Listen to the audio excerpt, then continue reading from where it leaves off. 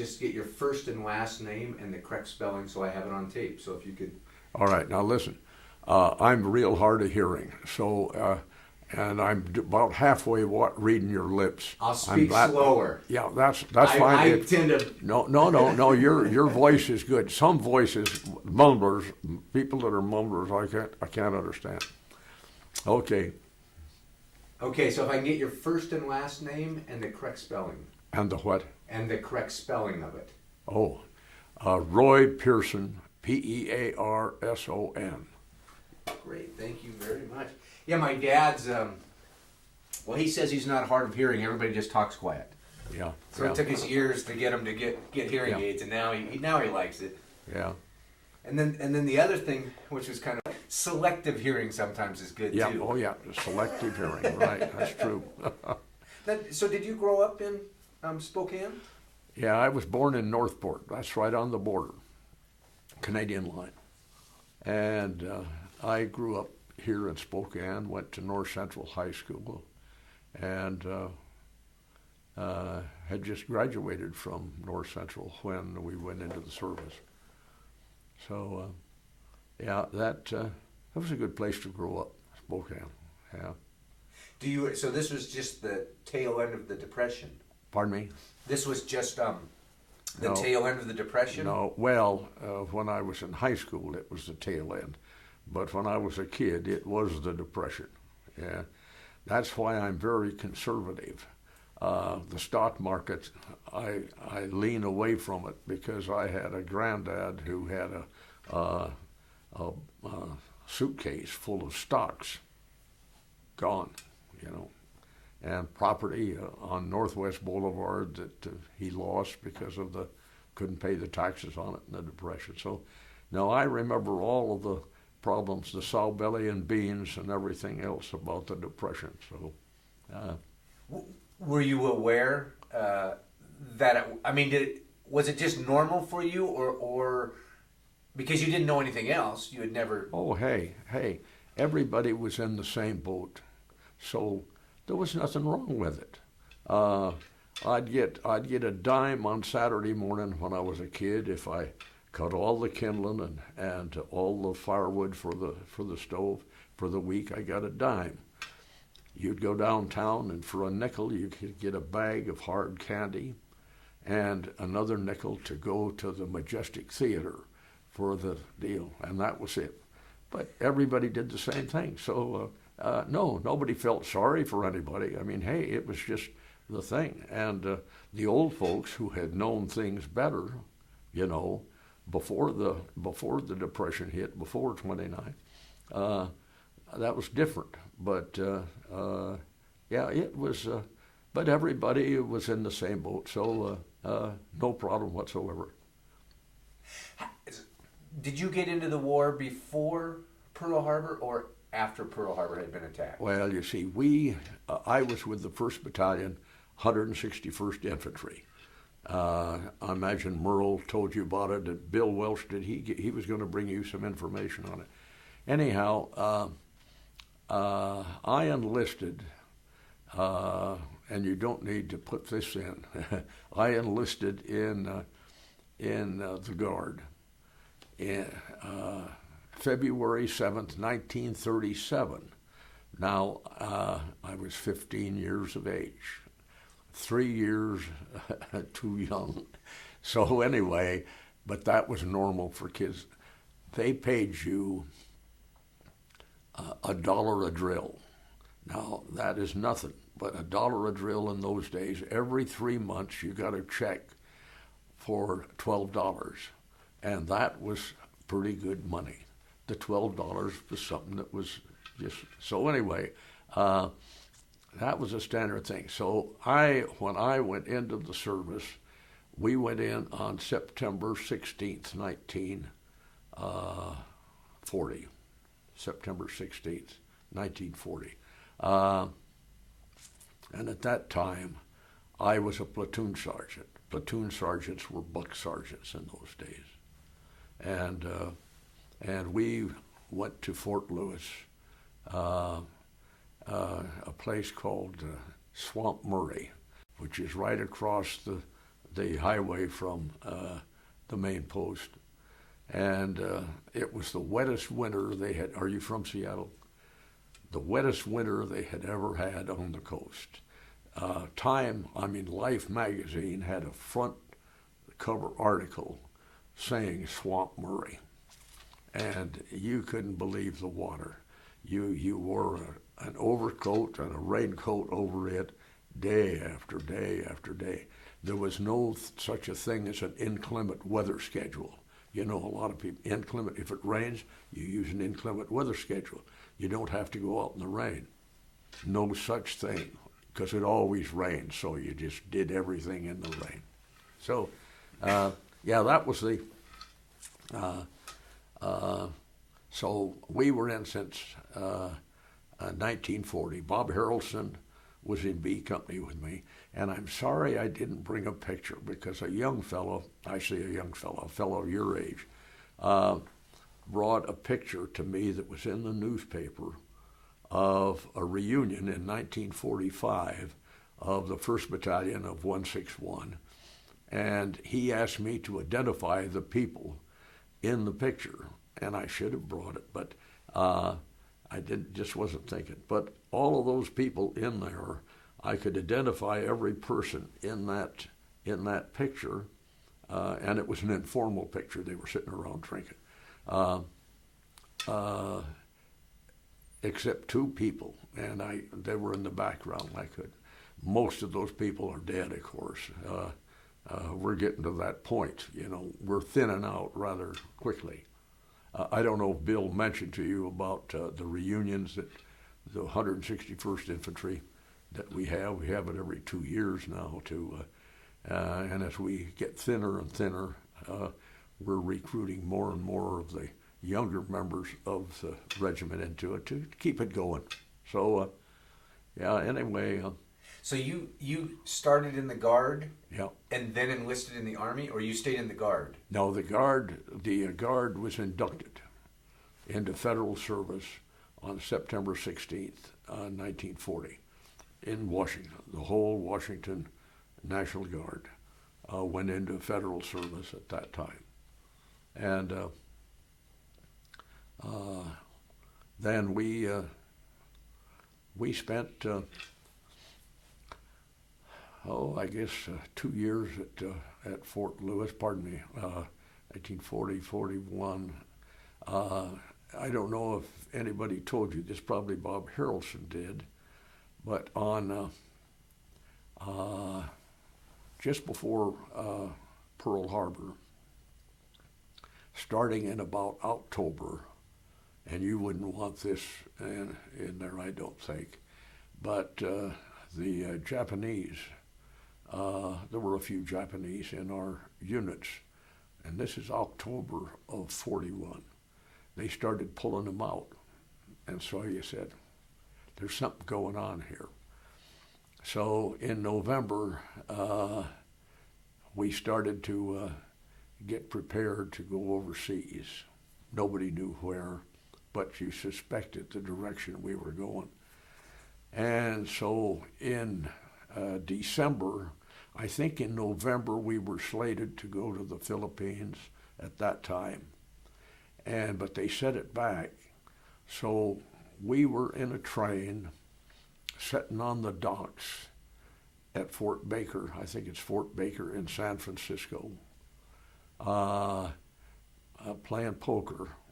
We played all night long, and the skipper came in, a captain, a tough old bastard. Pardon me, I shouldn't say that. Anyway, he came in and he said, "Lads, we're at war." And a buddy of mine, Spats Lannon, says, "Skipper, you're drunk. Forget it." And he said, "I'm serious. We're at war." And this was December 7th. We're sitting on the docks. So they took what happened? There was a great deal of panic by people in San Francisco in that day. A few days before, and we had been down there in California on maneuvers a few months earlier, and soldiers and sailors were zilch. All of a sudden, you're a hero. everybody saying, "Go get them, go get 'em," you know. Peculiar, but the way people change just overnight. And it was that quick. Just, oh yes, absolutely that quick. So it was. I hadn't heard anybody say that, because all I hear is everybody talk about how great the soldiers were, and everybody saw him as a hero after Pearl Harbor. So before Pearl Harbor, because I know I say I'm from Olympia, and I know that they always used to talk about the Army dogs up at Fort Lewis, and disrespectful of them. So it was like that prior to Pearl Harbor, kind of? I wouldn't have anything to do with Tacoma as a result of what Tacoma was like for the GI before the war. Because we were there, in Tacoma. That was your closest town. Olympia was a pretty decent town, but Tacoma had too many GIs and too much stuff. So they weren't happy. They kind of pushed you back down onto Skid Row or the lower end of Tacoma. But matter of fact, a funny thing, I had my skipper was a reserve officer. At that time, he was the executive officer of the company. We called him the mayor of Mercer Island. He was an attorney from Mercer Island, and a hell of a fine guy. He was killed on Guadalcanal, by the way. Anyway, when we from the docks in San Francisco, they put us out at a place called the Tennessee Valley, out of I think Marin County, I guess across the bay, on ground defense, and it rained and it rained and it rained. This is 2 days after, or a day after Pearl Harbor. It's a couple days. I can't get the dates. That's 60 years ago. So anyhow, we had all of our gear had been put in the butts at the rifle range at this place, and we were worried about our gear with all the rain. Well, he was a lieutenant at the time of First John. He said, "We're going to go look at our equipment." So I got a Jeep, and no, I didn't. We had half tons. We stole the first Jeep. The first Jeep we ever had was stolen and put with our stuff when we went overseas. But anyway, we had we took a vehicle, and it could have, by God, it could have been, no. Anyway, we went, and he stopped in a little town across the bay. I can't remember what it was, going north. Well, anyhow, we stopped, and he said, "I'm going to buy you a drink." And I said, "I don't have any," he said, "Let's have a drink." And I said, "I don't have any money." He said, "That's fine." So we go in, and he was quite a psychologist. So we go in, and we're in field gear, muddy, because we've been out at this Tennessee Valley. Flat pots,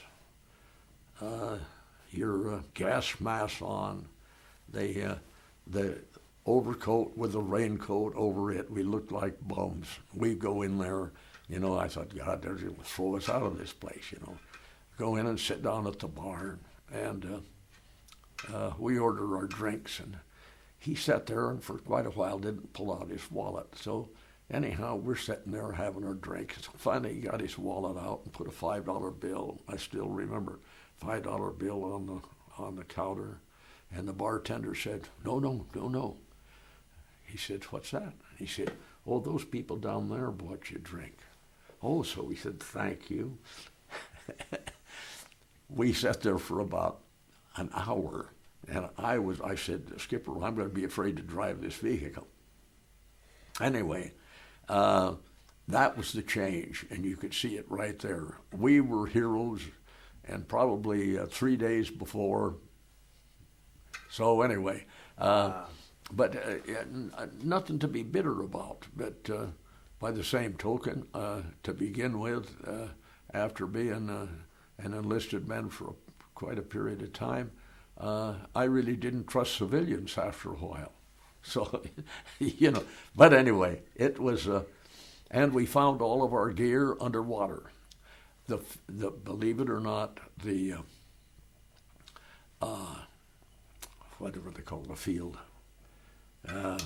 desk, it was floating, and it had all of our service records in it, but it hadn't sunk.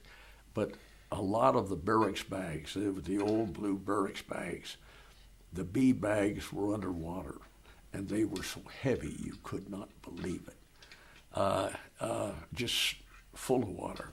So anyway, when they were painting ships, in those days, the ships were white, and they had to put the war colors on them before anybody could leave.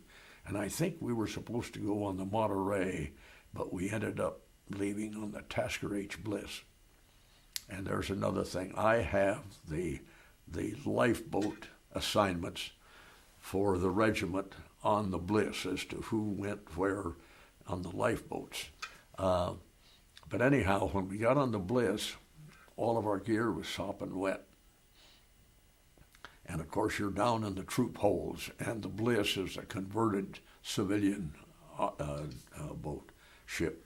Anyway, all of that equipment stunk, and oh God, it molded, and that whole ship smelled of mold.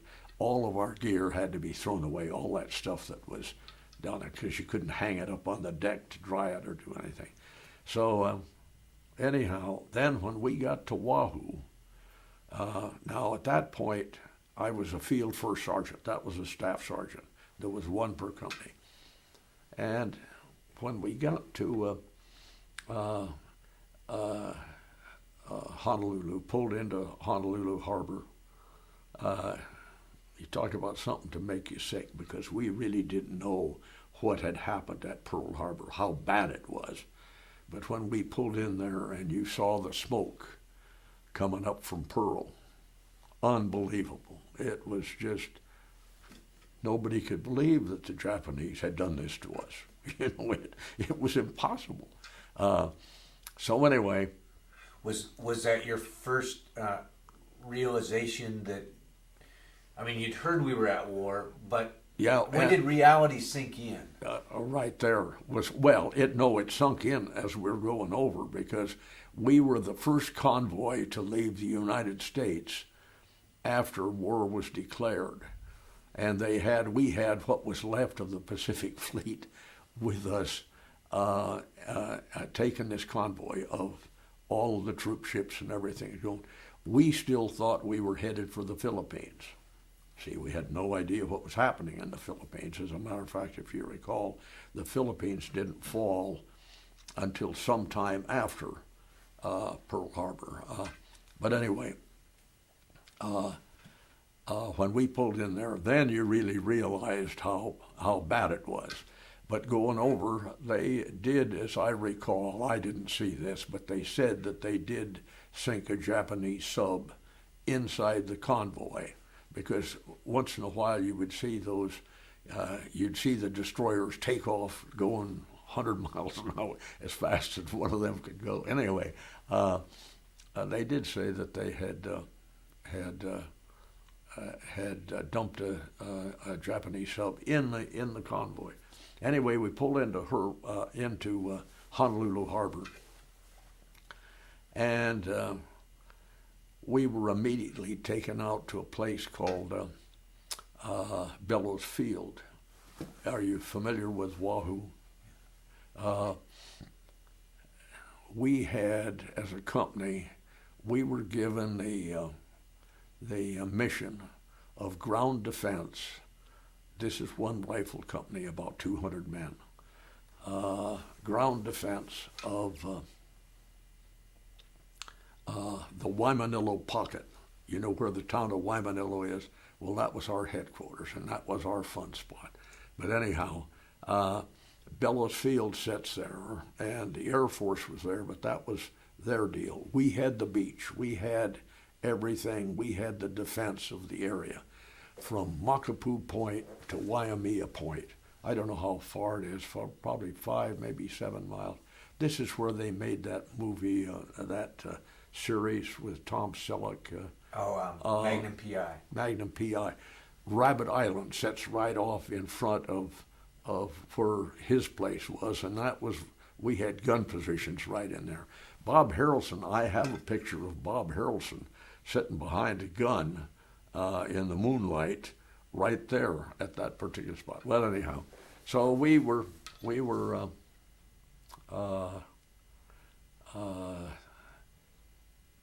it really was a nice place for us. It was a beautiful spot. The only thing is, the first night we were there, we pulled in the moonlight, and I thought at the time, God, the Air Force is terrible with their maintenance, because they had all this canvas that was all tattered. You'd look up and you could see the sky through some of this old tentage and so forth. And in the morning, we realized it had been shot up. It wasn't poor made. It had been blown apart. But anyway, I did salvage my mosquito net, and I rolled it out. And this was Christmas Eve, December 24th, and I spread out my sack, put up that mosquito net. I'll never forget it. I got up in the morning. I'd leaned my arm up against the mosquito net, and it was one of the days when the windward side, there was no wind, and it was just solid. I still remember mosquito bites where it was, but you could just see that. But anyway, I rolled up my gear, and what am I laying on is about $500 worth of little orchids. I thought, boy, this is so. Anyway, we were there until Bob and I left at the same. Harrelson, I'll tell you something about him.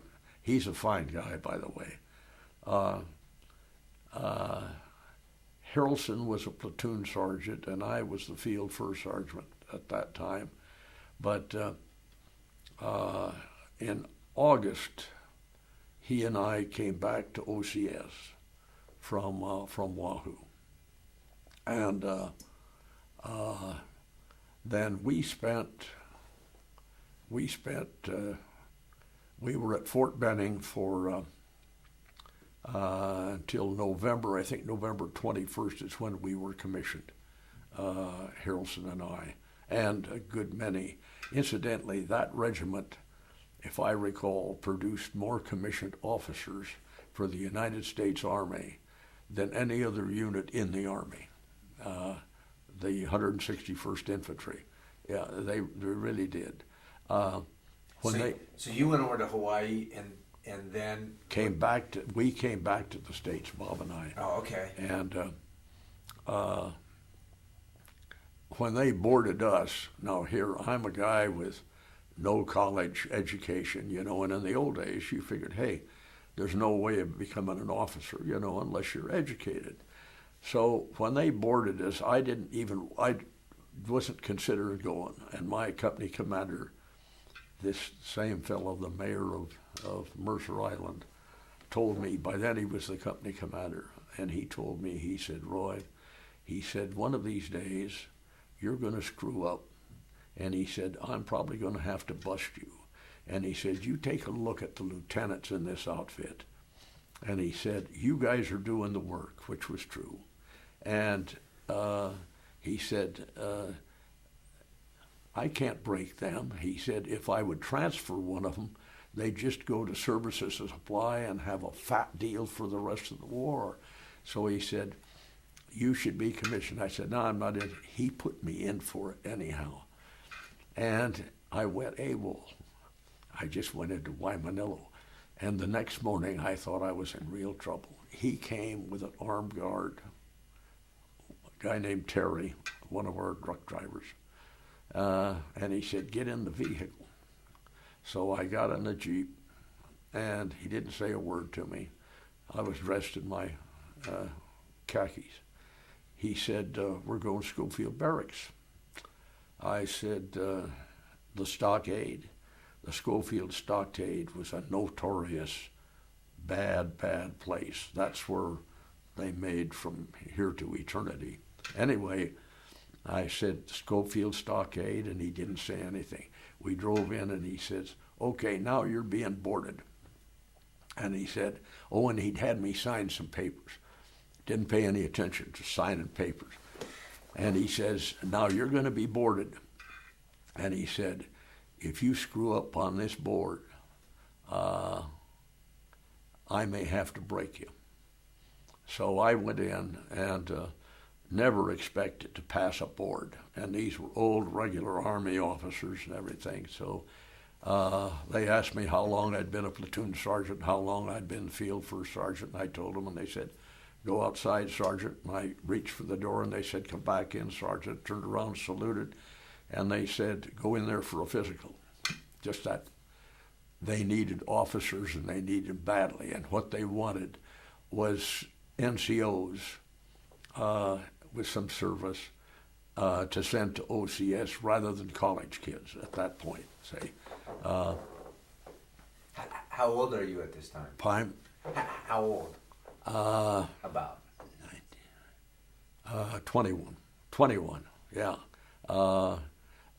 Everybody, the Army and the Marines, everybody, it was a young Army or a young service. Everybody, and it was, other than the old-timers, the people that kept things going, the old regulars, it's a good thing they had them around, as background. But anyway, so Harrelson and I, we were commissioned in November, and we didn't even get a delay en route when we came back home. They shipped us right to, well, they didn't ship us to Benning. First they shipped us to, can't think, Macon, Georgia. There was a little post there because they didn't have room at the time for a couple of weeks, and then we went on down. But anyway, we came home, and then Harrelson, who had been a ski trooper, I think he told you about that. Harrelson had been a ski trooper, and so he had put in for the ski troops. And I had wanted to be a paratrooper, and what happened, I can't remember what goofed that up, but anyway, we got a call from the 1st Ranger Battalion. A great big horse came in just before we graduated, and he said, I'm looking for good men for the 1st Ranger Battalion. And a friend of mine, Sweet Holmes, a guy out of the Wolfhounds, great big horse, a jockstrap, he said, what's the pay? And this major says, well, you get infantry pay. What do you think? And old Swede says, forget it. He said, we're going airborne where we get $50 more a month. And he said, if you clowns, I remember this, he said, if you clowns don't go Ranger, you aren't going airborne, and you're going to go right back overseas. And we thought he was full of bull. Well, anyhow, Harrelson went to the ski troops, and I went to the 2nd Filipino Infantry Regiment, which were they were at Fort Ord at the time, and then we ended up down at Camp Cook, which is now Vandenberg Air Force Base. Anyway, so Harrelson went to the ski troops, and I lost track of him. And I went to the Filipinos, and we never communicated at all. So I was with them, I guess probably a year and a half, a little over a year. Anyhow, then this call came out for volunteers for the Marauders. I don't know, we didn't know what it was at the time. They just said a hazardous overseas jungle mission, and of short duration. That was short duration. So anyway, they put out the call for volunteers, and so I decided to do it because the Filipinos, I knew or I felt that and incidentally, those were fine people to serve with. Absolutely fine. You couldn't believe it. Easiest people to get along with you ever saw. Now, regimental commander of that unit was an old-time Army officer who'd been in the Philippines. Matter of fact, written a couple of books that had kind of blackballed him.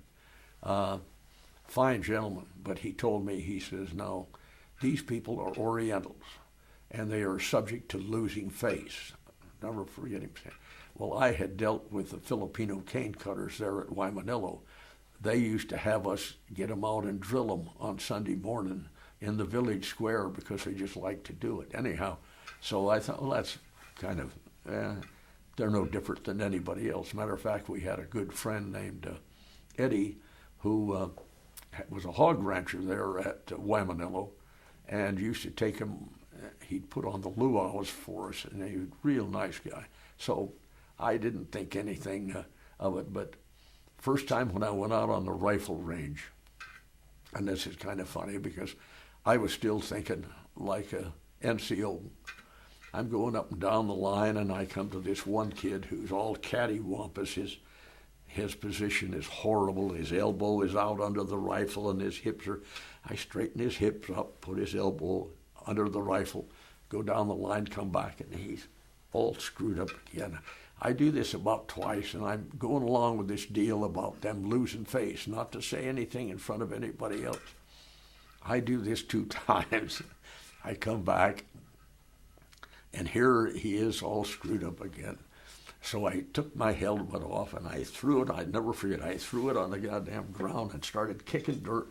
And I got a cleaning rod, and I drove it in through his arm and hammered the cleaning rod into the dirt so his elbow was underneath, and straightened up his hips and laid down beside him. And I said, now, don't you move.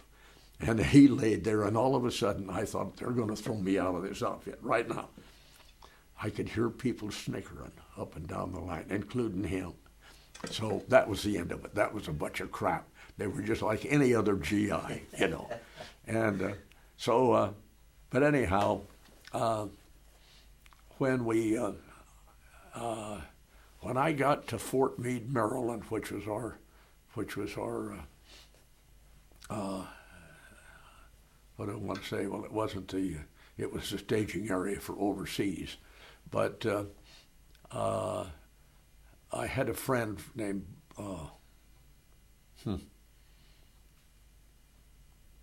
anyhow, fellow from Colfax, who had been with me in that Filipino regiment, and he had volunteered for this too.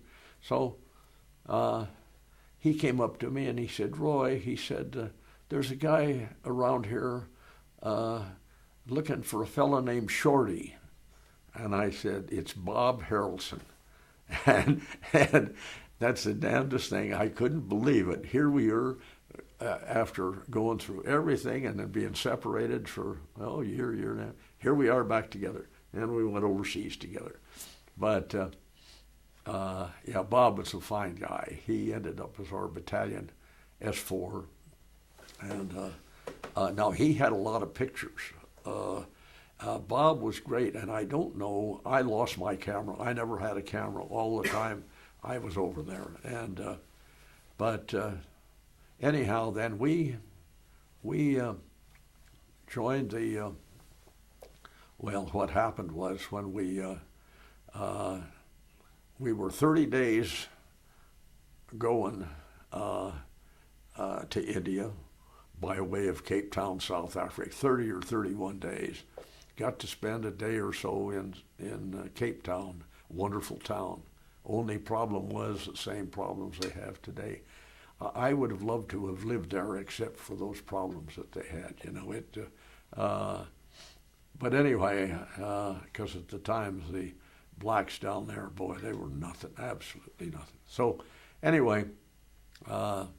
Did you know where you were headed at this time? We knew that we were headed. They wouldn't be sending us any place except to Asia. When we got to Cape Town, South Africa, we basically knew where we were going, but we had no idea what the outfit was. Well, it turned out that the outfit, of course, was already on the trail going down, and we came in as replacements the last of May of 44, last of May, 1944. Bob was, and our battalion went in first. But anyhow, it was what they called New Galahad. Old Galahad was the original Marauders. And so anyhow, we went into Michinaw, landed on the strip at Michinaw, and well, 3 months later, when the campaign was over, the Michinaw campaign was over, 3 months later, I came down with everything. I had these sores on my legs swollen up like balloons. It turned out to be a form of diphtheria or something. And as a matter of fact, when I got in the hospital, the guy that turned out to be the regimental commander of Mars Task Force of 475th Infantry, Colonel Osborne, he was a light colonel at the time, and he was in a bunk on this side. And my battalion surgeon, who said it's impossible for me to have diphtheria, I was Schick negative, he was in the bunk on this side, and his fingers were numb and his tongue was numb. He could hardly talk. It was diphtheria, skin diphtheria of some kind. Anyway. What was so when you landed in a jungle environment, right? Yeah, yeah. And yeah, it was a pretty bloody campaign. You know, a peculiar thing, and this happened, of course, before we hit there. But our units were leading the I forget what Chinese division it was, 36th, I think. Anyway, when an INR platoon, the INR platoon, regimental INR platoon from the original Marauders, captured Michinaw, the town of Michinaw, went in, and what Japanese were there drove them out. Just here's a lousy platoon, I don't mean lousy platoon, but a platoon, and cleared the town out, turned it over to the two Chinese units. One Chinese unit went in on one side, another Chinese unit went in on the other side. They both thought the other one was the enemy, started a big firefight and drove each other out. And the Japanese, in the meantime, infiltrated back in and built up and built up and built up. And I think when the final count was, we killed over 5,000 Japanese in a place that had been taken by a platoon initially.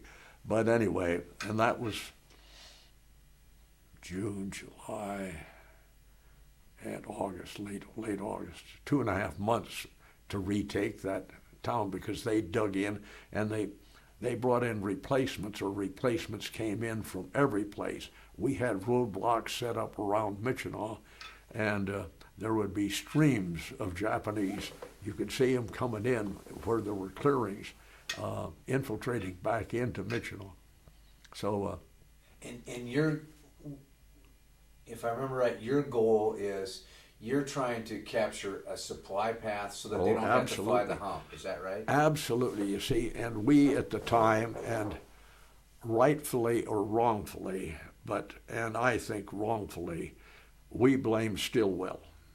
But Stilwell had a mission, and his mission was to open the supply route from Lido, which was the Lido Road, from Lido in India, over the Naga Hills, and down to Michinaw, and then on down to Bamo and Lashio, where it joined with the old Burma Road, to open a road route as well as a pipeline over the foothills of the Himalayas and down to Michinaw and on down to Bamo and Lashio, and then back on the old Burma Road to Kunming to keep the Chinese in the war. And that's another story too, I guess. But anyway, do you remember the first time? Because prior to this, you'd been in Hawaii, you'd been back to school, and hadn't faced any enemy fire, right? Coming at you. No. So what was your baptism to all of a sudden? This is real war going on. Well, of course, I don't.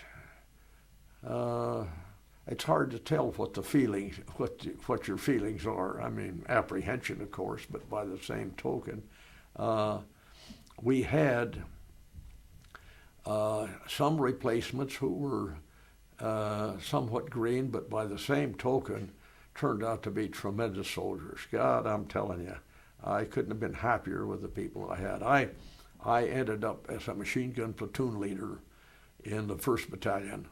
In the 3rd Battalion, M Company. And I had people with unbelievable courage, really did. I couldn't believe it. The people in the battalion, I thought, started out slowly, but I had some real heroes in there. A guy by the name of Schultz, a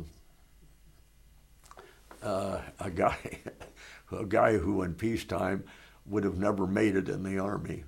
He drank quite a bit. But anyway, the Japanese, when we had a roadblock on them and they couldn't get through, they made an attack, a concentrated attack on his position. His company commander was killed, and he was running the company. He was the 1st John, and he called for the mortars to fire on his positions. And they said, we can't fire on your positions. He said, either you fire on our positions or we're dead anyhow.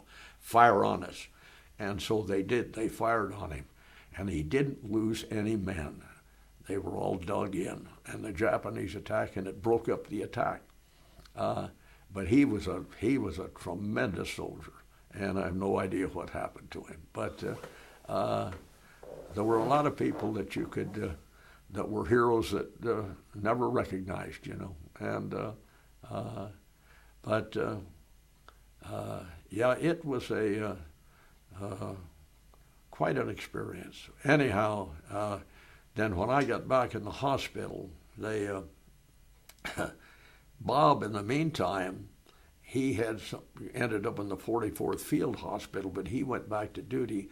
And then at that time, they converted the Marauders, what was left of the Marauder units, brought in the 124th Cavalry and made what they called Mars Task Force.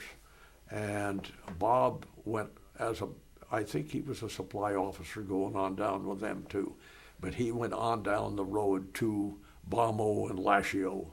They went on down and opened that up completely. But we had people that were with us that were tremendous helps. The Kachins as guides and so forth. The Kachin natives were real fine people. You give them a weapon and a pair of shoes. Their feet were that wide and short, and they'd take a size 14 shoe for them, but they still loved a pair of GI shoes. Didn't need them. Their feet were tougher than the sole of a boot anyhow. But anyway, they never let anybody into any kind of a trap. And we had some people that got caught in traps once in a while. So you had a pretty international, because you had the Chinese. Yeah, Chinese. You had the local. And then the Chindits. I don't know if you've heard of the Chindits. The Chindit units started out with Wingate, General Wingate, the guy with the beard, the British general. Anyhow, the Chindit units were a long-range penetration unit of the British. They came in from Imphal and Kohima. And, of course, we came down what was eventually the Lido Road. Anyway, he was finally killed in an airplane crash, but his Chindits they had one regiment, one Gurkha regiment. Now the Gurkhas are the little Indians, short, stocky, tremendous soldiers, and the other part of the Chindit Brigade was a whole bunch of British, South Afrikaners, a field Aussies, New Zealanders, the people, the desert rats that had been with him through North Africa, and so they came in down the I think it was the Tidham Road from Imphal and Kohima on the India-Burma border. They came in that direction. So in the meantime, while we were at Michinaw, the Japanese made an attack up the Tidham Road, which turned out, I guess, I don't know if it was called the Tidham Road at the time. They made an attack into India on our supply line on the Imphal and Kohima were on the railroad between Calcutta and the Upper Assam Valley, and they cut that railroad, the Japanese, and until the British finally drove them back out, it looked like a pretty spooky deal. Of course, we were all airdropped anyhow. All of our supplies were airdropped. I think Bob told you about that. But matter of fact, he used to have quite a wrestling match. I think they probably had some firefights with the Japanese over our rations because, once in a while they'd be scattered, and occasionally you'd get a Japanese dead or something wounded that had our cigarettes, What, for somebody that hasn't been there, paint me a picture of what you see in the area and also kind of the combat that's going on where you're at. Well, I'll tell you, the Japanese soldier was very tenacious. I mean, boy, he was tough. He was a good soldier. And they were well dug in, so you had to really just dig them out. I mean, it was a pretty serious problem. When you made an attack, you had to have people coming along behind you to make sure that those people, that the bodies that were dead were dead. You couldn't leave any of them alive, because what they would do, they'd nail you with a grenade from the rear end, no matter how badly they were hurt. I had one case, one thing that happened to me. One night, we had our battalion, I and our platoon, a fellow named Adkins, who's another one of my heroes. He was out on an outpost at a road junction, out about 1,000 yards ahead of the battalion at this road junction. And I had my machine gun set up, but it had been raining. Now this is during the monsoon season. In the old days, supposedly they didn't fight during the monsoon season. Everybody quit and waited until it quit raining. That wasn't the case. Anyhow, your foxhole would be full of water, and you sit in a foxhole full of water overnight, and your fingers are all, anyway. But this particular night, this was something. I had put up safety stakes. Now, on the heavy machine guns, you put up safety stakes so that nobody can fire in a particular direction. Nobody can swivel that gun past that safety stake. And those safety stakes were driven into the ground. And Adkins was right out in front of us with his platoon. Well, and we also had a rule that you never opened up with an automatic weapon at night. You didn't even want your BAR men firing at night, because it gave away the position of your automatic weapons so that the Japs could come in on them. So, but I'm sitting in my CP, and there's another rule. You never got out of your foxhole at night. If you did, you were meat, because it was a rule that anything above ground, you could shoot it, because the Japanese infiltrated all the time. Anyway, I'm sitting on the CP foxhole, and I hear this machine gun. The kid fired a burst of belts. He just, oh my God, he must have fired 100 rounds. And so, of course, the phone rang, and I knew goddamn well it was battalion. What's going on? What's going on up there? I said, I'll find out. And Jesus, you really hold your breath. So I crawled out of the hole, and I'm saying, hold your fire as I crawl up, get to the gun position. When I get to the gun position, I see that safety stake laying down flat. What he had done, the ground was muddy and soft. And what he had done is forced that gun, they're on a tripod, forced that gun right over the safety stake. And all it turned out to be was one man, one Japanese soldier. What he was doing, I don't know. But anyway, in the morning, I told the battalion what had happened, and I said, better get a hold of the INR platoon. They said they've already contacted us and they're going to kill you. And I couldn't blame him.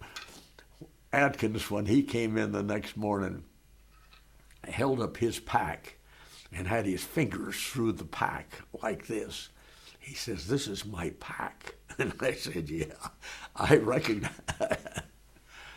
Nobody, absolutely, they were dug in out there at this road crossing. And nobody hit, but all their gear was laid out on the ground, and it just tore everything. Anyway, so I take my runner the next morning, and I don't know, a stupid thing to do, but I wanted to know where that kid had shot the Jap. And he said it was a Japanese, that he was coming in on it. So I found the blood trail, and the blood trail went off and to the left. And so we started tracking it out. And my runner's name was Kittle, Speedy Kittle. And so I followed this blood trail around, and I'm looking in this direction ahead at the blood trail, and Kittle said, look out. And he opened up with his submachine gun off to the left. And what this Jap, with his legs, believe it or not, virtually they were mush, complete mush. He'd put tourniquets on both of his legs, and had crawled around in a circle and was laying there waiting for somebody to come out. He knew he was dead. And when we got to him, Kittle had nailed him with a submachine gun. He just did this. And so we did it. But so you could see that, you could say they were fanatic, but he knew that he was going to die, and he was going to take some people with him. But is it, because I'm trying to get a picture of your corona. Okay, it's wet. Pardon me? It's wet. It's raining. Oh, yes, stopping one. Cold? At night, it was cold. In the daytime, it was hot. Yeah. And is it open spots in jungle and open spots in jungle? Yeah. In the Irrawaddy Valley up there were a lot of rice paddies and a lot of jungle. So is that what your foxhole that you were dug into, where it was that the night the guy shot? Yeah. Is it open around you and you've got all these foxholes? Are you kind of in between bushes? Well, in this particular area, it was fairly open, not heavy canopy, no heavy canopies, jungle growth, but not heavy, and really fairly open, because a lot of that Irrawaddy Valley had been cultivated, rice paddies and so forth, and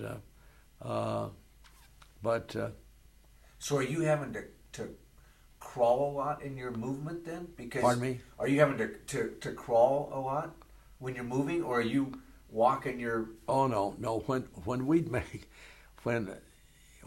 make an attack, and of course they're close. The Japanese were close enough to us so that we could talk to them, and we'd give them all, and we had we had Nisi, by the way, Japanese interpreters for us, the Spady Koyota type, and he knew some of our people. So, but anyway.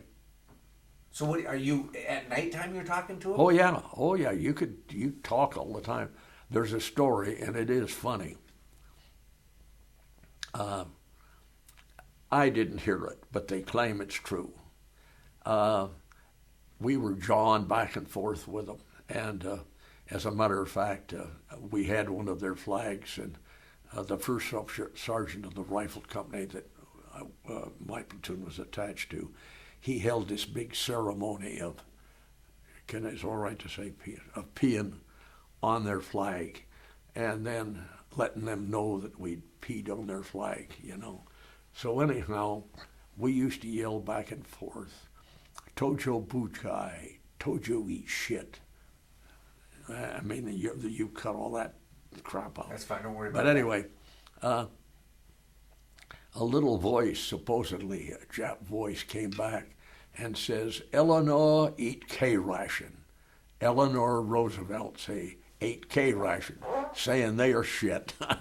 and they were. We hated the K ration, and we lived on them, you know, for so long. Jesus Christ. Anyway. So did you not work? So is this at nighttime you're yelling at them, or all the time? Pardon me? Is this at nighttime that you would be yelling at them? Yeah, always at night. Are you afraid of them being able to say, over there? And oh, yeah. Oh, no. They knew where we were, and we knew where they were. Now, the one thing you had to watch out for was snipers, because we had our own snipers, but I've used one of our sniper rifles. In those days, they weren't very good. We used the old 03 instead of the M1 with a scope on it, and I'd used it a time or two, and hadn't had much effect. But they would have snipers in trees. They would have snipers in bashes. When you came to a clearing, there would be the bashes, which are their houses on stilts. You know, they'd put their animals when the people were there underneath, and that's all thatched roof. Anyway, they would have snipers in those places. And if anybody indicated, now a sniper, very patient people, our snipers learned to be patient too. But anyhow, they'd only shoot maybe once a day, and never from the same position. But they were always after an officer or a leader or a messenger, something. And we used a little 37 anti-tank gun with canister ammunition, like a big shotgun shell. And when there was a bamboo thicket ahead of us, they would just do area shooting in that, and occasionally you'd get a sniper out of a bamboo thicket. And they were ingenious in how they dug in. You know, they dig in under the roots of a big tree, so that all you saw was a fire slit. But from the backside, they had sleeping rooms, all kinds of stuff underground. And so with mortars, you couldn't take them out. And you mentioned, how did you make an attack? And a normal rule, when we were close and it was in the paddy area, in those rice paddy fields, what would happen was we'd get some preliminary fire, and once in a great while smoke, but you couldn't trust our mortars with smoke. They had a lot of short rounds. I had one squad leader killed with a short round from a Willie Peter, white phosphorus. But anyhow, then the whole unit would raise up, and you couldn't flank them in these areas because there was no flanks. So you just went straight across, but with every weapon that you had, machine guns, BARs, Bren guns, because we had a few of them, and the M1s, and of course the M1's a fine weapon anyhow, because you can just as fast as you pull, and everybody firing at one time. And I'll tell you something, it was very effective. If you were moving 150 yards, 150 yards straight ahead, and everybody was shooting at the same time, you would just actually lift the soil over it on the far side. So many times that was how you would make an attack. Otherwise, you'd set up a base of fire and flank them if you could, if you were in an area where you could flank.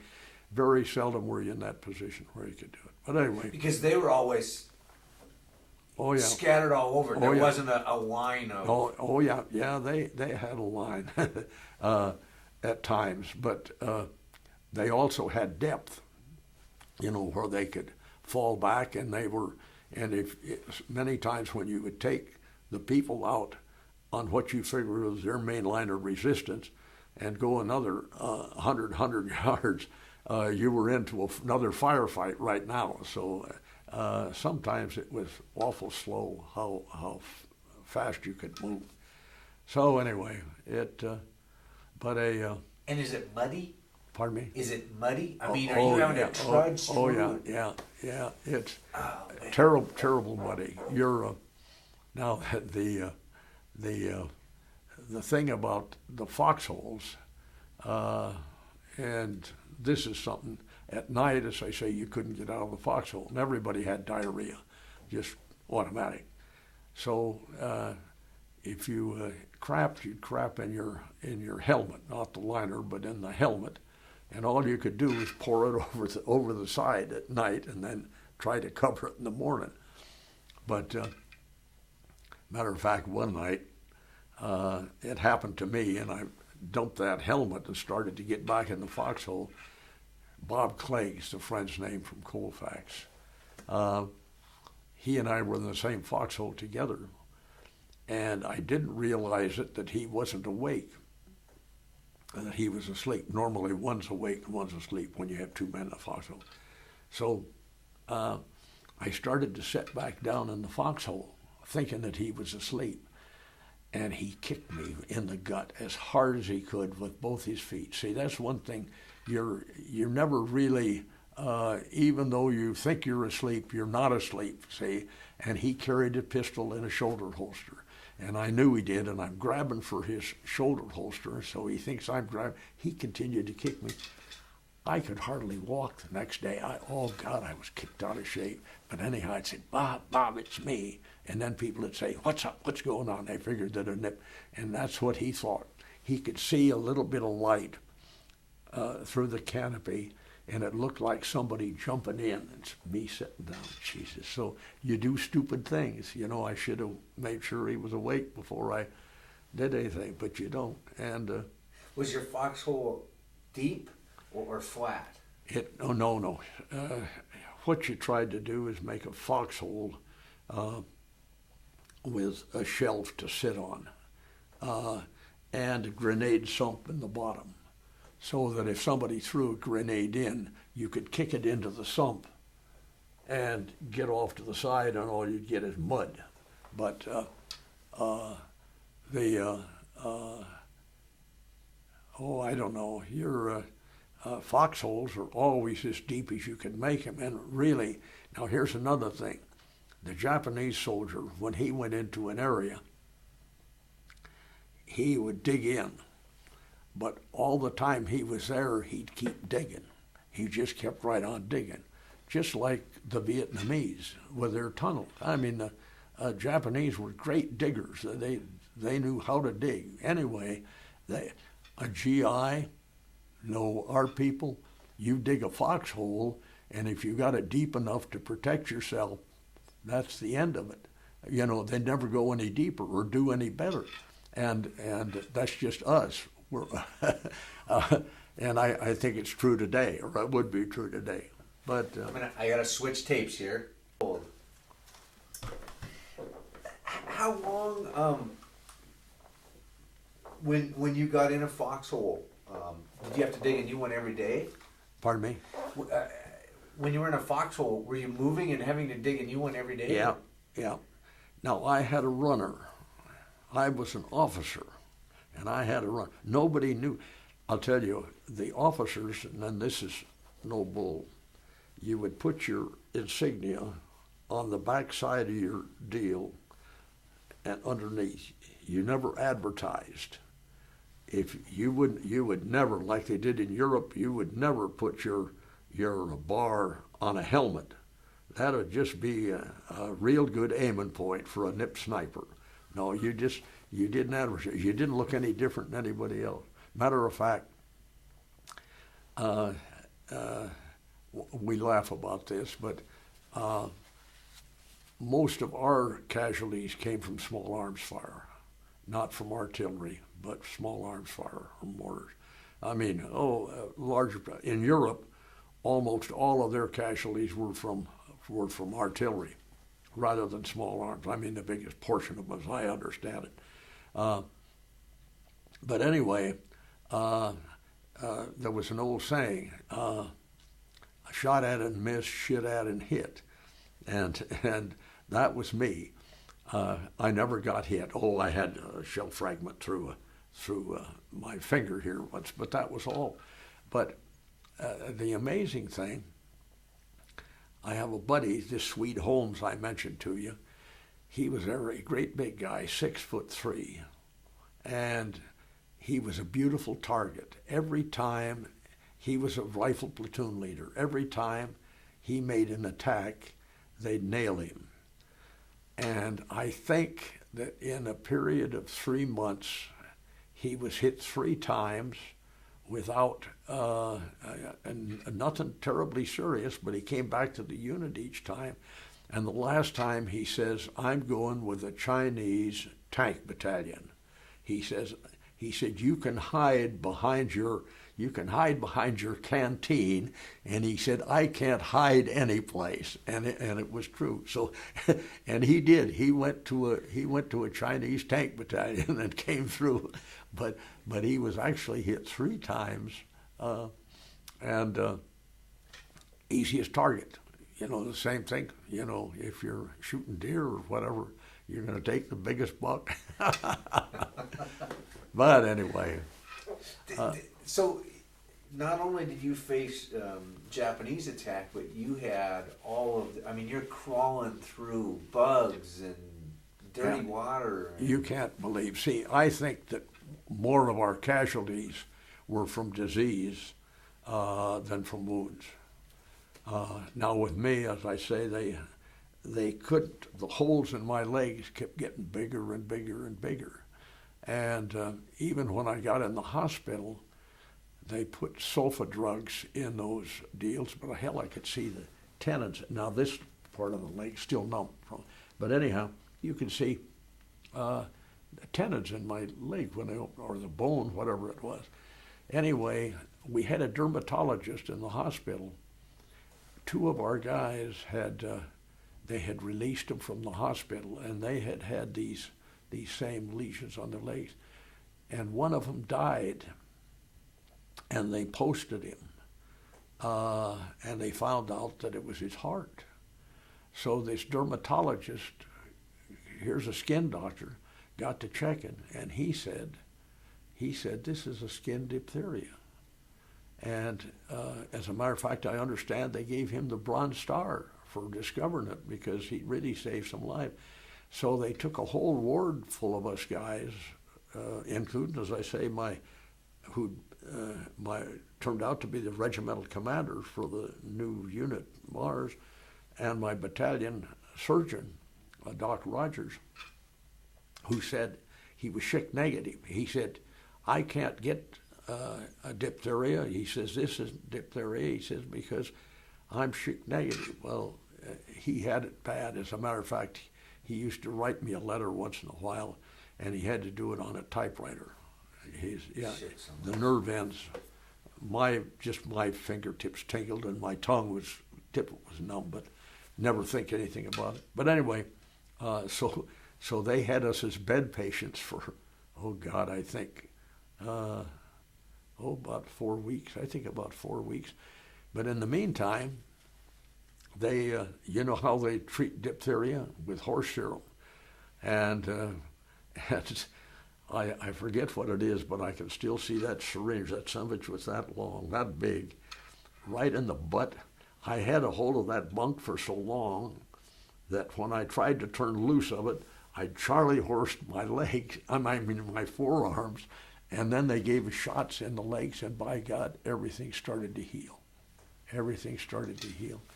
So, and Doc Rogers went on to be, in civilian life, a physician, but never a surgeon. He said he never got the control of his finger back, and he was a good surgeon. But anyway, in addition to it, when I'm in the hospital, they take my Atabrun away. Now everybody took Atabrun. Atabrun is a substitute for quinine with units in the tropics. You take Atabrun. It gives you the yellow complexion, you know. Eventually you can tell everybody that's been in the South Pacific or over there because of their complexion. But anyway, they would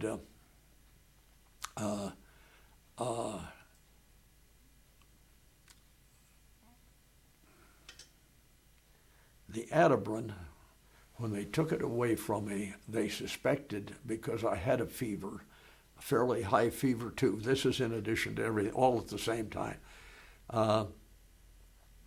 They felt that it could be scrub typhus. Now, scrub typhus was a killer. It really, really vicious. A little mite-borne, little red mite, and it did kill a lot of people out of one of our units. Anyway, so they took me off the Atabrun. The quickest way to find out if you've got malaria or if you've got scrub typhus is to take your Atabrun away. It ain't the best feeling, but they don't even tell you what they're doing. But they took me off Atabrun, and I think within 2 days, I came down with a malaria fit. You know, I mean, oh God, all the covers in the world, and then the next time you're so hot you can't believe it. So, but anyway, that's just plain malaria, and then they put you back on quinine, and you're all right. And I think I ended up with a 10% disability for a year that they just threw at me. You didn't even ask for it. They just put them out with a ration. But anyway, in addition to that, hookworm. Everybody had hookworm. And they said, do you go barefooted? And I said, no, but didn't make any difference. That hookworm got into you through the open lesions in your legs and so forth. So anyhow, there's another thing. I hated to worm a dog when I got home, because I know how the dog must feel, because they'd give you those big pills and then Epsom salts or whatever it was, and oh God, when you couldn't believe this. You'd have it scared you. Well, one of my kids on the line before I left the outfit, came to me one day and he said, Roy, he said, I think I'm dead. He said, my shit is crawling with stuff. And I didn't pay any attention to it. Well, and that's what it was with the goddamn hookworm. And so when I crapped, that thing was just crawling, absolutely crawling. Make you sick, just terrible. And that's one reason. I think I weighed 120 pounds, something like that, you know, and hungry all the time. And those K rations, they had nothing to feed on. That's why you had belly aches all the time, too. But so anyway. The Japanese didn't even need to attack you. They just let you go through that jungle. And a white man couldn't live in that country very long, not under the conditions we were under, you know.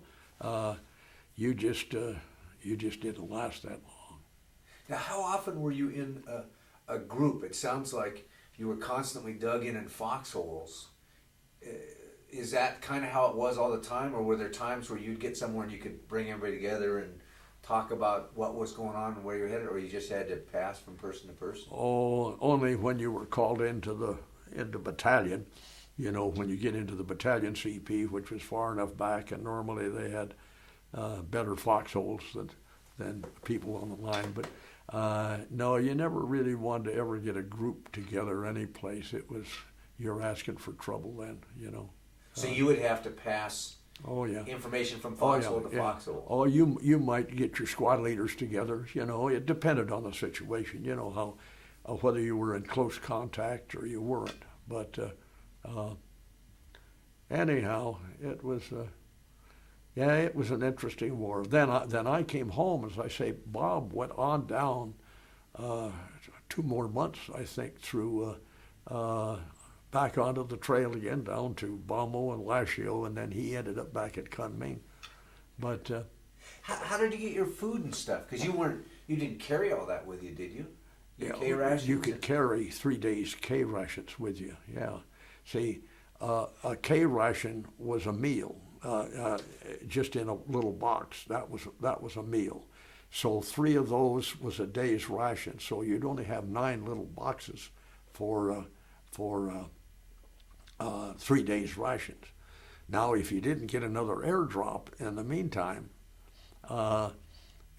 if you were out of rations, that's something else again. Then people would be cussing guys like Bob Harrelson because they didn't have, because as I say, he have to fight sometime for his in his drop zones if they miss the drop zones for his supplies. But no, it's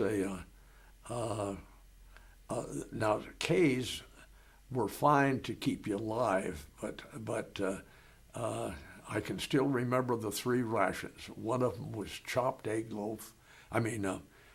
Chopped eggs. These are just little cans. One is chopped eggs. Another was God, I thought I could never forget them. Corn pork loaf. And I'm trying to think of what the third one was.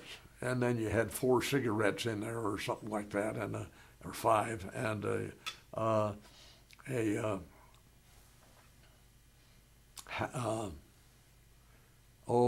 energy cube. I mean, it wasn't. Trying to think what it was. Didn't taste worth a darn. Oh yeah, and then normally a little fig bar that you could mush up in a canteen cup. That's all you carried with you was a canteen cup and a spoon. No, nothing else. A canteen cup and a spoon. No, those were your eating utensils, and everything you did was with that. See, we had no cooks. We had no hot meals at all. And finally, when that Michinaw campaign was over, they brought in some. I'm sure it was just mutton. They called it lamb, Australian lamb, but it was just mutton, and it was old mutton. And we had nothing to cook it on except anything. You could put it on a stick over a bamboo fire, or you could try to find a piece of metal or something to put it on. But anyway, that whole valley in there, when they brought in that damn mutton, this was after the campaign was over, there was a cloud of that smoke hanging there that just stunk of mutton. I don't particularly like mutton anymore. But and there again, I traded Nambu pistols, Japanese pistols, on 2 different occasions to the British for the can of corned beef. It had a red mule on the side, and we often suspected that maybe it was mule meat, but God, it was good. It was really good. And then they got a grog ration. They had a grog ration of Rosa rum. They'd get a shot of Rosa rum again, and so you'd trade anything you had for a shot of Rosa rum or their corned beef. Corned beef was good, but that was the only thing in their ration that was good that I liked. So the Brits had better. Sounds like the Brits had better food than you had. What? It sounds like the British had better food than you had. Well, no, only in that case. I mean, different type of food. You know, it's kind of an amazing thing, though, but the Japanese, not towards the end, they were hungry. They were starving there, too. But some of those Japanese units had all kinds of smoked oysters and all kinds of stuff. But by the time we were with them, they were low on rations, too. So they were hungry also. I never forget, we captured one of their field hospitals, and the people in there were just starved to death, and we ended up putting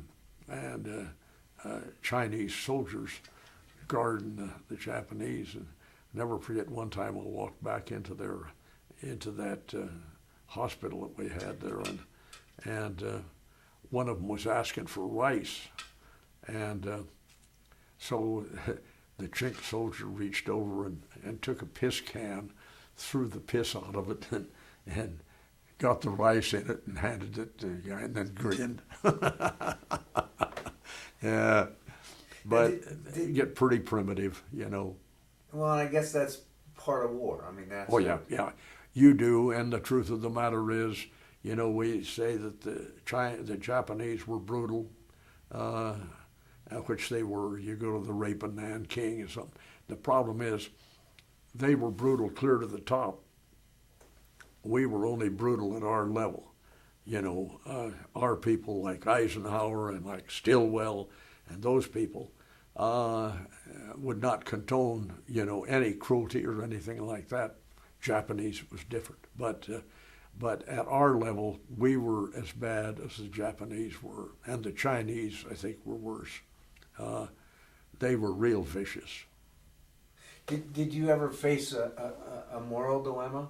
Oh, what? A moral dilemma, having to attack other human beings out there, or did you find a way that was just the enemy? I still don't understand. Oh, I'm sorry. Did you face a moral dilemma going to war, having to fight other people? No. Oh, no. No. You see, by the time you lose a few men yourself, a few of your people, you don't have any compassion for anybody else, you know. It's, no, none. But, as a matter of fact, you couldn't leave. There were times when you felt that you couldn't leave any their wounded behind.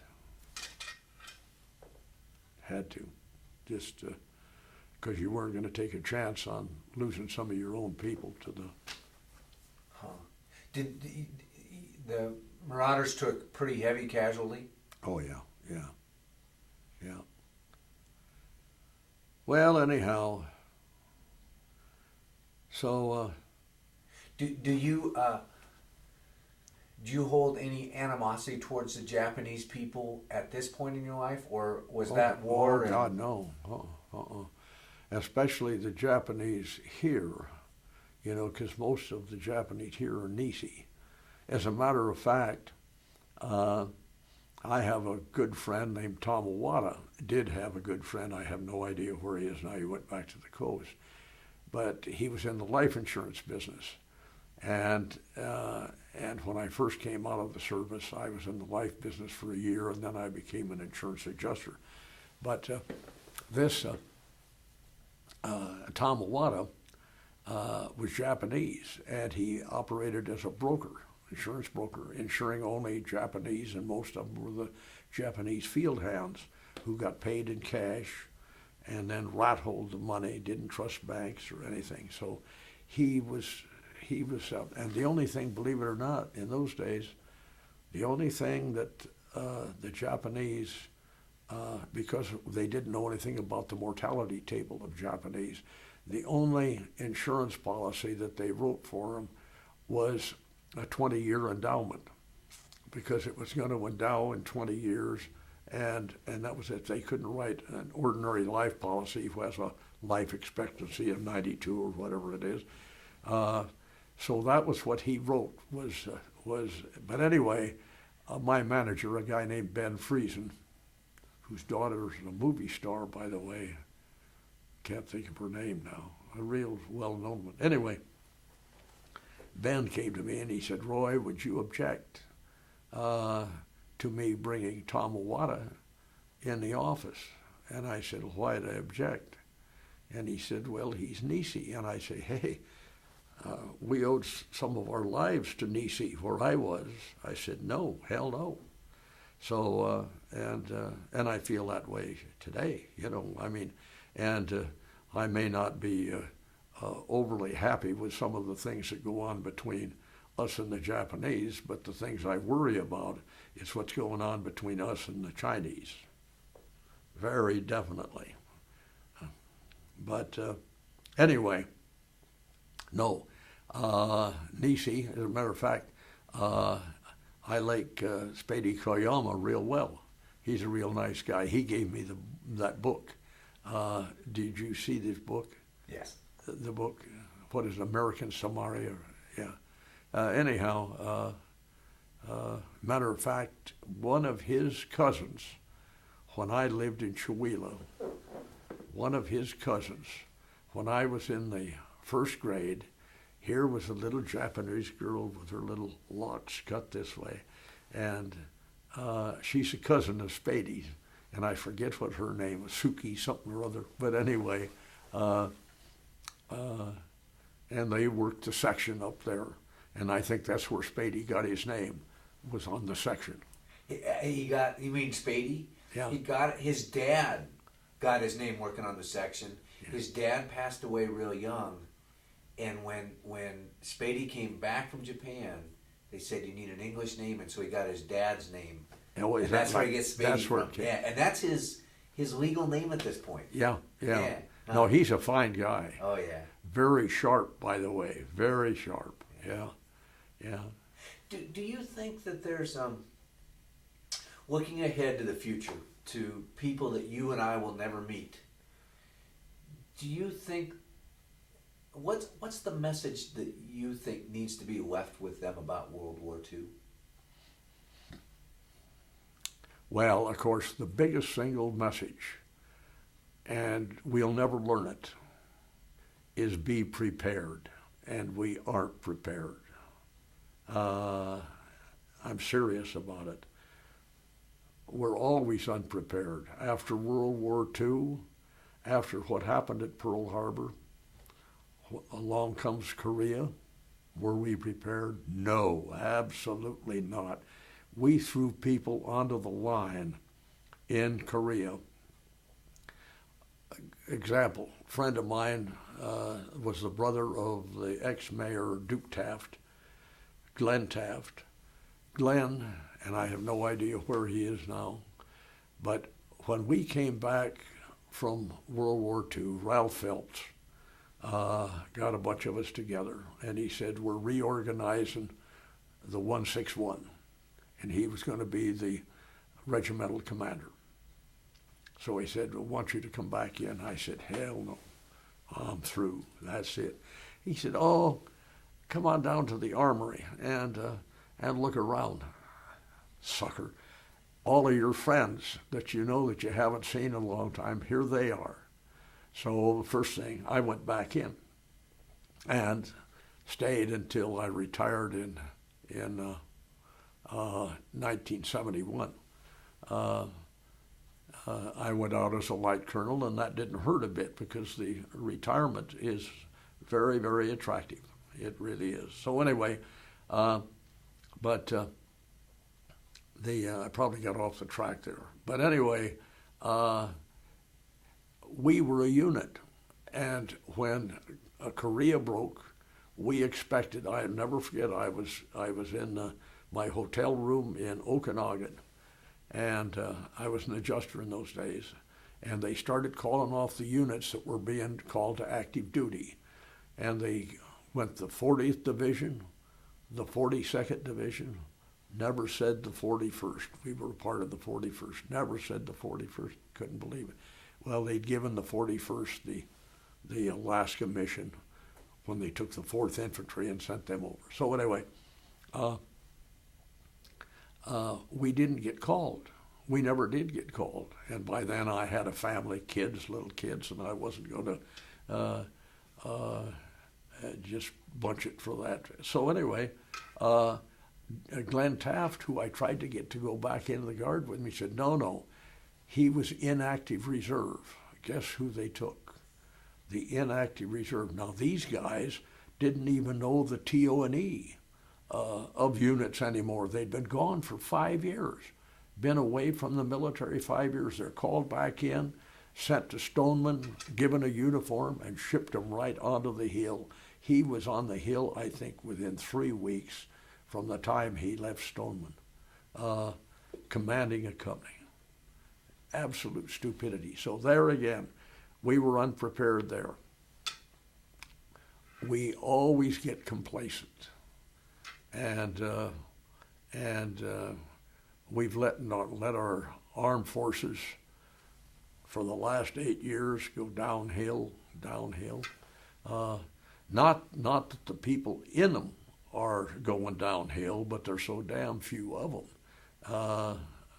And we're committed to being the policemen of the world, which is a hell of a deal because you can only commit yourself into so many places. Not anymore. George W. said that we aren't going to be the policemen of the world anymore. Yeah. He's going to start supporting the military. Yeah.